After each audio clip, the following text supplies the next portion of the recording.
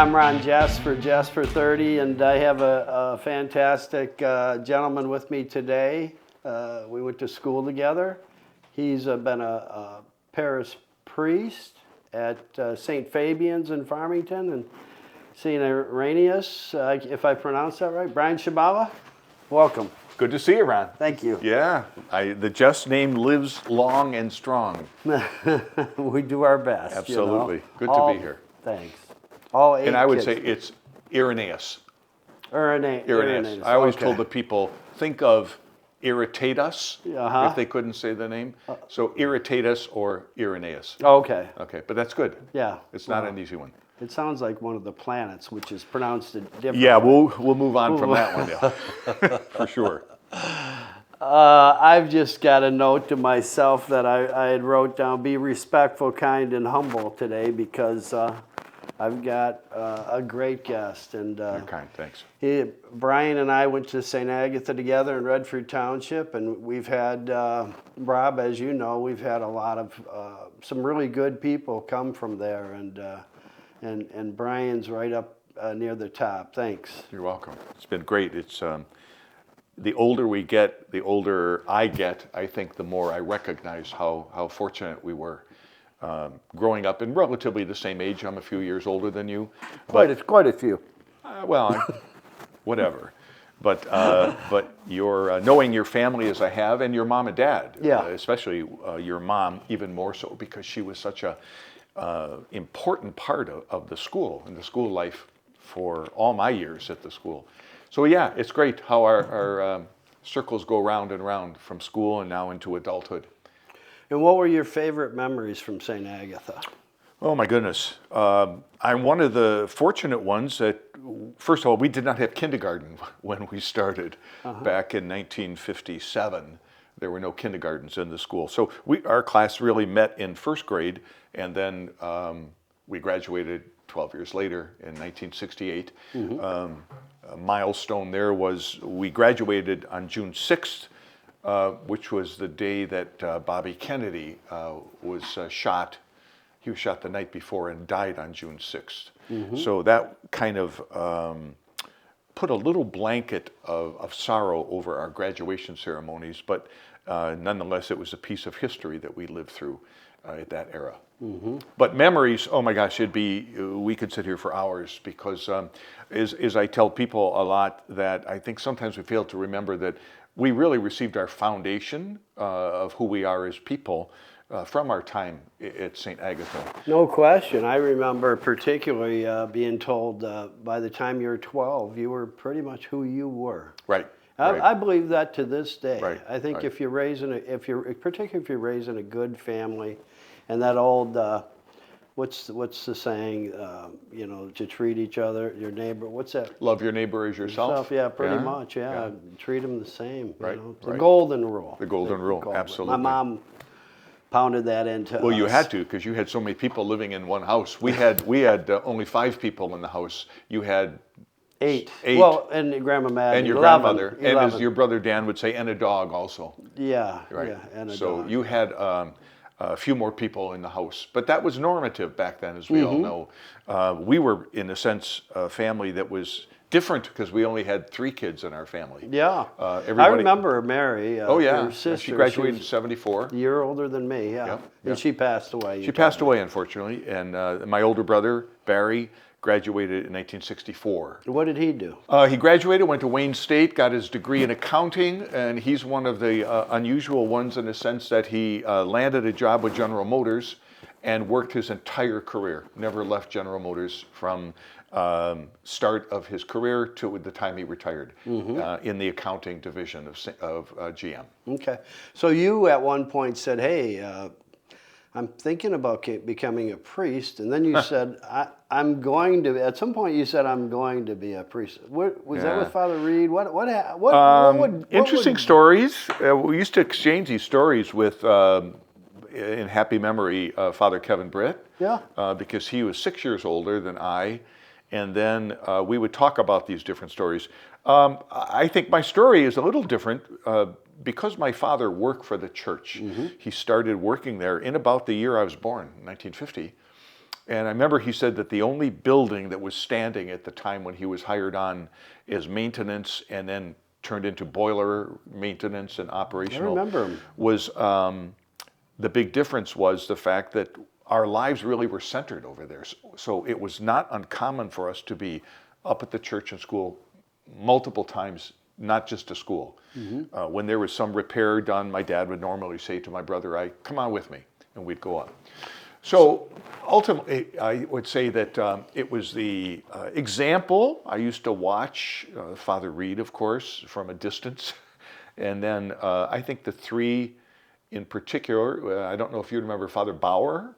He was an assistant. Larry and Vardy. Okay, well, Father Bauer was there when they moved into the rectory in 1964. From they were living on Pembroke before that. I remember. And what was Timmons' house and Bronchidle's house. And so where was I going on that? That's one of the things when we talk about so much. Well, why you would become a priest. Yeah, exactly. So Father Bauer was there, who I really liked, and he came over to our house. Back then, it was not common for the priest to come over to the house. So when he would come, it was like Santa Claus coming. Well, how would you deal with this is a really direct question, and how would you process that the way it is there's no wife, it's celibacy, and there's no kids in your future, and how do you process that? Where do you decide, hey, that's you process something it I'm going to really deal during with? formation. That really happens during formation. I have to say, one of the difficult parts for me is once I decided I was going to try the seminary, it was a great shock to go from a co-ed high school where I was very active, and then to go into an all-male institution. That was a little stifling for a while. And there was a division in us also in our group in the seminary. There were those who went to the seminary high school versus those of us who came in for college. So we were all put together. We had 96 in our class, believe it or not. And so there was a little division between those who were already there and knew each other, and we were newbies. But what happens is, you know, like anything, you start to move through the program. And I remember being moved so deeply when we would gather in the chapel for either prayers or mass.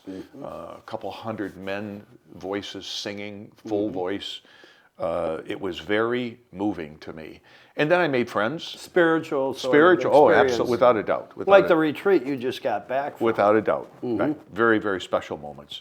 And so after, the first year, second year got better, third year got better, then you start to form, like, I think I could do this. I really like this. I met more and more clergy, faculty members from other parishes. And like anybody, there comes a point when you decide, either I'm going to be single or I'm going to be married. Everybody has to make a choice. We choose the way the church dictates right now is we live as a single person, celibately, and you give the married life up. You make the choice to give up freedom, independence, doing what you want, when you want. I do all those things. Yeah, I'm sure Michelle would agree with that. So you give something up. There's no vocation or life that anybody can get where they don't have to give something up. Yeah. Right. So you went to Italy recently. You just got back from Italy. I did. It's my love. Travel is my love. Michelle wants to go to Italy. She went with our kids. We took our 3 kids. My sister Denise took her 3 kids. We went to Ireland. And we went to where our family has a farm in Port Stewart, Port Rush, Rory McIlroy, the golfer, is from right up there. Okay. When we were there, he was 10 years old, and some of the cousins we had told us, they said, the greatest golfer in the world is right up here. He's only 10 years old. He will be the greatest golfer ever. Well, not ever, but at one time the best in the world. And he was. Yeah, they recognized it. Somehow, that was a crazy story. So you've had a chance to get over the pond, as they say then. But having taken Michelle to Italy, she's a Di Genova through her mom, There you go. So hopefully this is this year. I was fortunate that one of my close friends is a priest, was sent there to study and get his degree after college. And so for year after year after year, he'd be over there, and I would go and visit with him. So I had a great introduction to life over there as he guided me around the city and learned the language and the money and all that kind of. That was in lira back then. Now it's euros, of course. But I think that's what ignited my interest in it. And I love the people. I'm not great. Italian at all. In a drop of not Italian blood in me, but I love the people, I love the food, I love the history, and of course, it's the headquarters to my job. So if you want to go to headquarters at GM, you go to Detroit. I avoid those places even though I'm in the business. There you go. Yeah, that had to be a great trip. Yeah, awesome. It was good. I was with some friends of mine. We primarily went for recreation, but it was their 35th wedding anniversary, and so I was able to land a place. I know the priest over there, and we went and it renewed their wedding vows in this church with their children. Then we went out for a major Italian dinner. It was terrific. Awesome. So what's it like to hear, this is a little personal too. I wrote them because I went 12 years with you with where you went. Right. To St. Agatha, and I take pride in that. You hear confessions, and probably most of them aren't so bad. Then you probably hear some that are pretty bad, right? I mean, you. Well, we're not really privy to discuss the things we hear. I know. You are well. You understand that we call. I'm not asking. Do you remember what it's personal called names from your class? Well, what were their names again? No. Do you remember what that was called? Confession was all I remember. Yeah, but we as priests are held by something where we do not reveal what we hear. It's called the seal of confession. Okay. Okay. So we're bound by the seal of confession. Yeah. So I very basically, yes, it can be a very powerful moment for people when if they have something in their life and they need to get rid of it, and they know they're speaking to someone confidentially who can be kind of an intermediary between them and Almighty God, and to hear words of encouragement and forgiveness can do a lot. You know, it's funny you talk about that. No, we remember we went to Latin masses at St. Agatha, and we went through the other masses as they changed over the years, and we were always told you'd go after and you'd have to say 6 Our Fathers, 5 Hail Marys, the penance, and you'd go out and you'd say, we'd usually say those. We did, but in the hardest times in my life with raising kids and having a wife and keeping it together for 43 years like we have, when things are worst in my life, it's just what I'll say Hail Marys and Our Fathers, and what it does is it kind of brings peace. It brings kind of a peace to what's turmoil. Yeah. What's just you think you'll never get through. You're going back to your formative spiritual roots that were given to you by your parents, certainly, and then also by the teachers at school. So yeah, they still live in you, which is good. Makes me feel good. I'm glad to make you happy. Got to make me I happy. don't know why, it just comes back. Absolutely. We remembered something. Ever have thoughts of leaving the priesthood, and why would you consider it, and what would pull you back if you ever thought about it? Yeah, at this point in my life, I wouldn't even consider it, because now that I'm retired, my life is much less structured.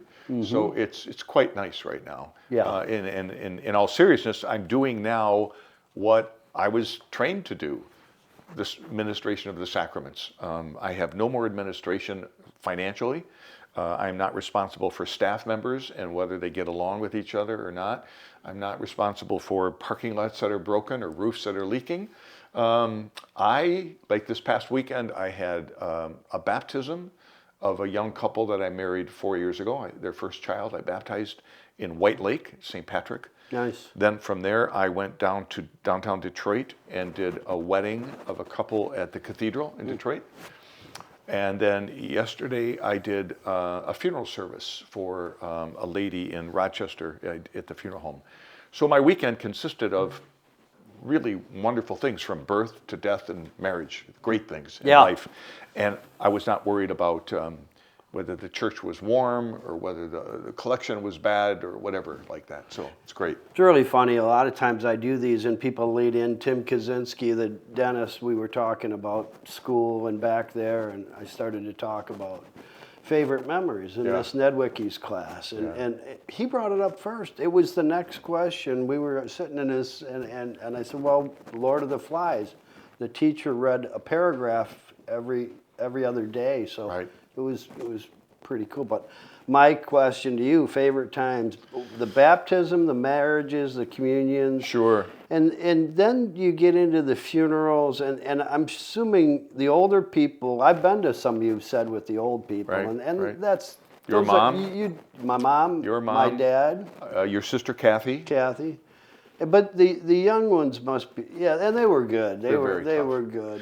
For our part, when you know somebody, it makes all the difference in the world. You know, to have had the privilege of doing the funeral stuff. Again, interestingly enough, like with your mom, I would have never called your mother Kathleen growing up, ever. Yeah. She was Mrs. Jess. That's just the way our generation was. So to know her as Mrs. Jess, and then to know her as Kathleen at her funeral, is very, very touching for me.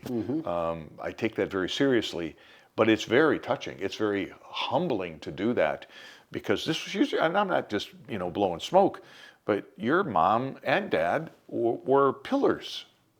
Big family, active family. Your mom was at every single fair and festival and women's club thing for years. So then for me, who was a kid, to speak about her life at her funeral is extraordinarily rewarding and gratifying. Yeah, well, people appreciate it a lot. We did. Yeah. My favorite moments, a couple of them I'd interject in school. Some of them were tough. One of them was, we were in 8th grade, and we went to school every day, or met to Mass every day, if you remember. So we went into church. It was Friday, November 22nd. We were in 8th grade. And we get out, and Father O'Leary walks out the side because the Mass is still in Latin. It didn't process in. And he turned and looked at us and said, I want you to remember Christopher Smidek, who was 2 years behind us, who was hit by a car at the corner of Beach Daly and Grand River coming to school and was killed. So this was like this blanket of sorrow over the congregation at the time. So we moved through that and went into our class, and then about noon, 1 o'clock, the PA system came on announcing that President Kennedy was assassinated in Dallas. So Same all day? of that on one day. On one day. Yeah, that was very, very, very moving for everybody. They got us through, you know. Somehow we got through it, but I'd never, ever forget that.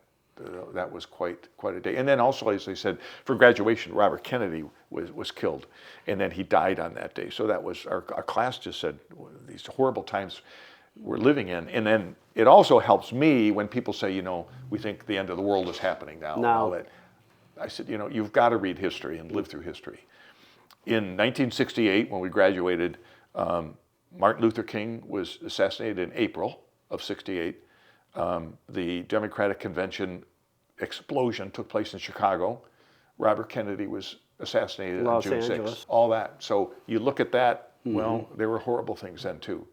Yeah, you remember those things. I remember with my mom and dad being 5 years old when after Kennedy was killed, the next day we were watching the TV live when Oswald was shot. Right in front of us. That was crazy. Right at 5 years old, everybody's like, you know, and we were Irish Catholic, so you can imagine mom and dad, mom was Democrat and dad was always kind of Republican, but when it was Kennedy, they were both for him. Yeah. Everybody was. In our was area. great. In that great area, speaker. Absolutely. Absolutely. So I want to confess. One of the reasons I had you here. Can I do one right now? Not with the cameras. I would Rob, not. You two have to leave. Yeah. When we were kids, I remember that at Grand River and Beach, we would go there to Top Hats. Absolutely. And if we went before or after school, you were booted. Oh. We were not allowed to stop at Top Hat or across the street, Stanley Drugs. Yeah. Well, you didn't do that on Sundays because I was in there. I'd go to church. I'd get a church paper. Right.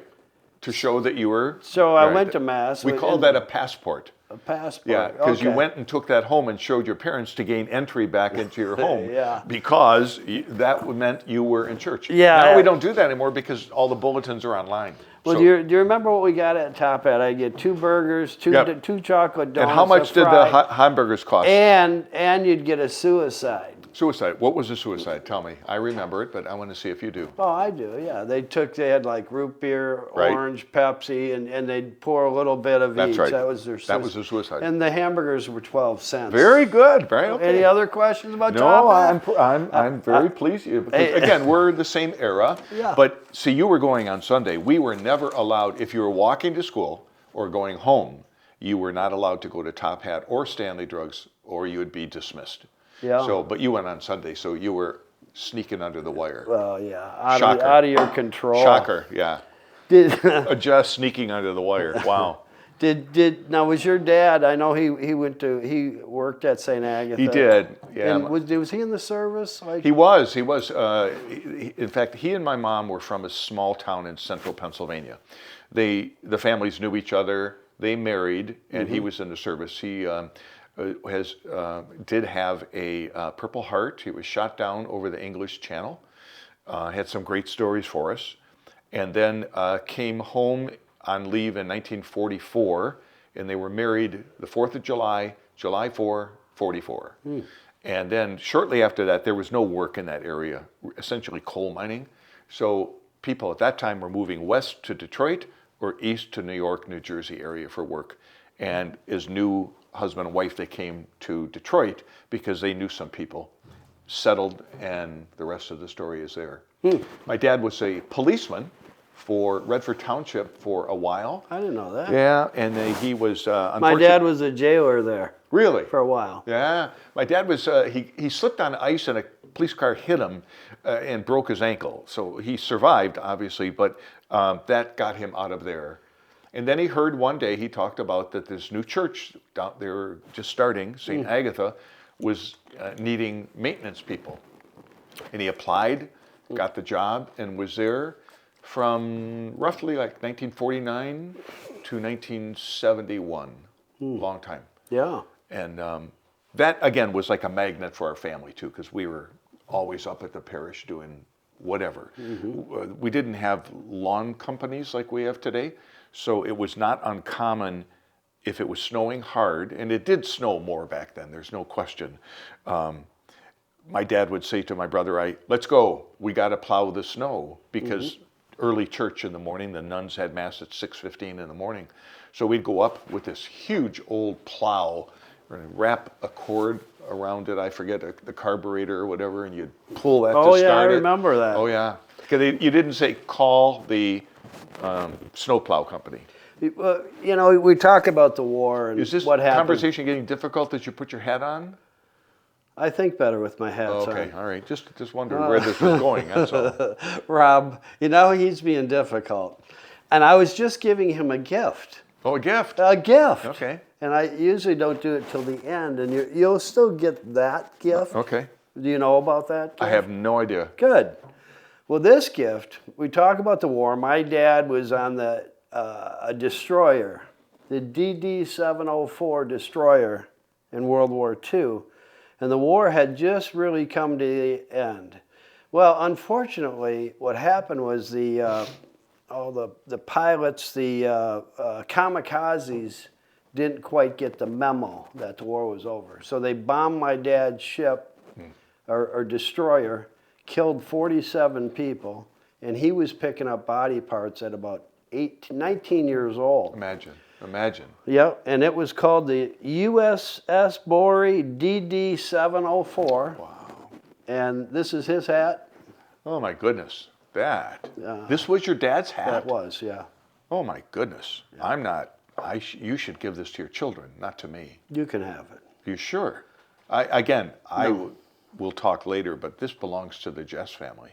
Well, this is hard to imagine at 19 years old, and my dad wouldn't have been much older than that. When he was shot down over the English Channel, he said he and a couple other guys were afloat for 2 days, I believe. He said the fog was so thick you couldn't see your hand in front of your face, and then you would hear a plane coming hoping it was to rescue you, not the enemy. And they were finally fished out. But he had suffered quite a shrapnel pickup in his leg, but was given a Purple Heart that my brother and I still have. Your dad, really? Absolutely. What was the name of the? I couldn't tell you that, but the story lives forever. My brother and I could tell you that anytime. Yeah. Because we heard about it. But and then again, the older we got, I think the more we appreciated it. Because he was a young man, you know. Could any of our people do that right now? They could. Oh, yeah, they could. You think? Oh, I know. I hope so. Our kids are better than people think they are. The young people are great. Good. I love to hear that. Oh no, and the tough ones will bring the other ones along like they always do. I'm not worried about that Good. at all. Good. No, I think you know they've had a strange time to grow up. Our grandkids come running in the house. We have the 5 of them, and they're always running in, and they always running with their cell phone. Yep. But we still pull them apart. We put the phones up in the air. We get and wrestle them on the ground, and have fun with them. As it should be. It's got to be fun. As it should be. So you were there for President Reagan's visit. I really was not. That was during Father Bill Murphy was pastor then. I remember. He married us. Did he? Okay. Yeah. I was out in the field. So, do you know what year it was? Well, I think it was. No, I don't remember. Okay. Maybe what year were you around married? 80. I was married in 80. 80. Okay. I would have been in Allen Park at the time. So I remember obviously reading about it, hearing about it, watching with great interest, but I was not there. I was working. I remember Father Murphy, my mom invited him. I've told you this story. I'm going to tell it again because it's funny. It's perfect, Father Bill. Father Bill Murphy married Michelle and I, and he was this real staunch, like formal. this. Okay. Formal. Formal is a great word. Like he belonged in Birmingham, not Redford Township. So he comes in our backyard. We got an above ground pool and 60 people running the field, people playing baseball out in the field. And here he comes walking in, and my mom says to him, "Oh, Father Murphy, thanks for coming. It's great you came to visit." And he says, she says to him, "Father, would you like me to get you a hot dog?" And he says, "Ghastly." Yeah, and he would have said, how would he say it? Ghastly. Oh, yeah. He couldn't eat the dude couldn't eat a hot dog. He's a wonderful priest. Get out. Yeah. You're a priest, but get out. Yeah, he's a wonderful guy. But we grew up on this. Very formal for Redford Township people. Yeah. He was a pretty cool guy. Yeah, he was weird. Remember the all-class reunion? We had Dick Vitale came and he talked to our class. Right. But after that, I was really involved. We were supposed to have 500 or 600, and Bishop Britt showed up. Yep. And I saw that picture. I like that. I sent you. We're going to put this in that video. That's a great picture. Isn't that a great picture? That's a great picture of both of you. I spent a lot of time putting that thing together, and we were supposed to have 500 or 600 in this little tiny gym. We lost count. They were coming in through the locker room. People stopped taking money. There were 800 or 900 people that came through that there. one, and then of course you were there too. Also, the day I think was again 2005 when we celebrated the closing of the parish and the school. Yeah, those two stand out in my mind. Is extremely exciting, but also in some ways the other one was like a funeral because it was the last time that most people would be in those buildings. Now that the place is closed. It really was. I remember giving a call. I just wanted to make sure I got it right. Bishop Britt was pretty young when he died. He was in Grand Rapids, and I remember calling him. I hadn't talked to him in over a year. I remember having that beer and that picture we're going to put in here with the bishop, and he was one of the smartest, kindest, great people I've ever met in my life, and he's so intelligent. Yes. But we were having a beer together, but I'll never forget. I called him out of the blue. Was just happened to thinking about him, and I go, "Hey, Bishop Britt, Ron Jess," and he says, "Oh, Ron, good to talk with you." And we talked for a minute or two, and he said, "What is it you need? Why'd you call? What do you need to talk about?" I said, "Hey, I just called to say hi." Yeah. The guy was he absolutely loved that. Yeah. That he wasn't needed. You were just saying to say, Just say, how are you? How you doing? Yeah. Yeah, he passed away, unfortunately, at 59 years old. Yeah, he was young. We have wasn't he? outlived that. And great man. Yes, I worked with Kevin. I knew him. He preached at my first Mass. We were good friends, and I asked him if he would do the honors of preaching at my first Mass after ordination. Really? So, oh yeah, know him well. Yeah, those were really great times. Without a doubt.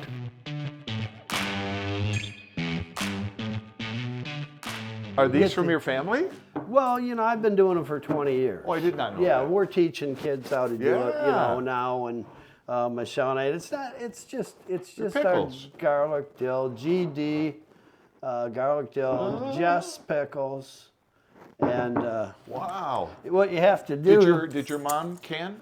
No, Michelle and I always had gardens and things, so we I'll tell you, with the dental lab I worked at, there was a guy named Jerry Zidane, and his dad did it, the grandpa in the family, and I got his recipe. Okay. And here, Wow. see what you think. You have to rate them I one love to pickles. 1 to what? 10. Have a couple. Whoa. They're yours, so you can. These are at the top because you got a good bit of vinegar in here, but I can taste the garlic too, which I love. Little bite there, isn't there? Crispy, crunchy. Oh. I'm picturing these with a grilled cheese sandwich or a bowl of chili. These are great. I see the dill here. You guys do well. Thank you. Very, very well. We have a garlic dill asparagus jalapeno too. That's the only two that we'll do, but we make 60 quarts a year. We can give them all away. This is good.